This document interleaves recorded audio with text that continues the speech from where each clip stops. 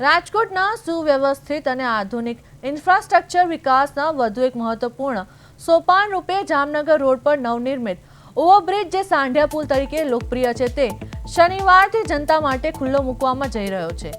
રાજકોટ મહાનગરપાલિકા દ્વારા ₹74.32 કરોડના ભારેખમ ખર્ચે તૈયાર કરવામાં આવેલા અદ્યતન ઓવરબ્રિજનું ભવ્ય લોકાર્પણ ગુજરાત રાજ્યના નાયબ મુખ્યમંત્રી હર્ષ સંઘવીના વરદ હસ્તે વિધિવત રીતે કરવામાં આવશે। આ ઐતિહાસિક ગૌરવશાળી ક્ષણને આવકારવા માટે તંત્ર દ્વારા તમામ તૈયારીઓને આખરી ઓપ આપી દેવામાં આવ્યો છે।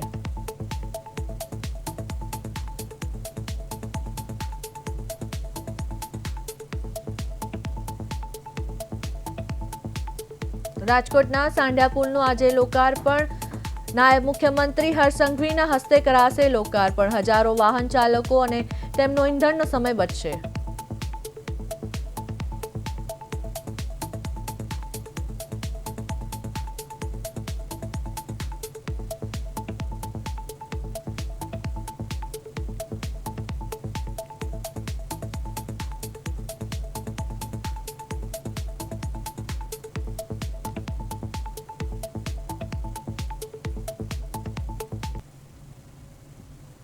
વડોદરામાં હાથીખાના વિસ્તારમાં થયેલા ફાયરિંગ કેસમાં કુંભરવાડા પોલીસ દ્વારા કાર્યવાહી હાથ ધરવામાં આવી હતી।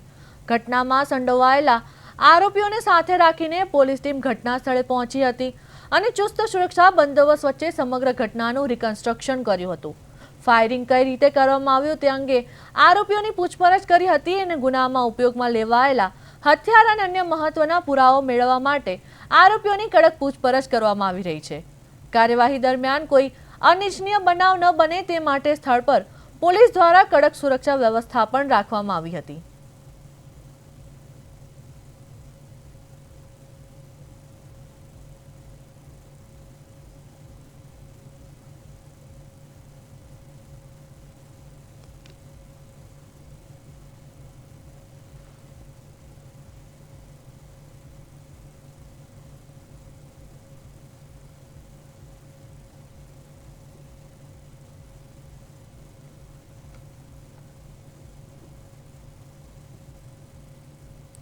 ગીર સોમનાથ જિલ્લામાં વેરાવળ સોમનાથ બાયપાસ રોડ પર ગંભીર અકસ્માત સર્જાયો હતો।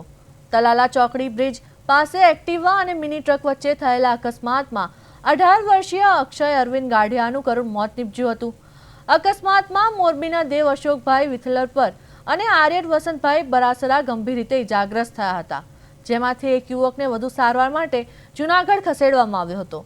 મૃતક અક્ષર પોતાના 2 માસિયાર ભાઈઓ સાથે સોમનાથ મહાદેવના દર્શન કરવા જઈ રહ્યો હતો ત્યારે આ દુર્ઘટના બની હતી। ઘટનાને પગલે પરિવારજનોમાં શોકની લાગણી પ્રસરી ગઈ હતી અને સમગ્ર વિસ્તારમાં ગમગીનનો માહોલ છવાઈ ગયો હતો।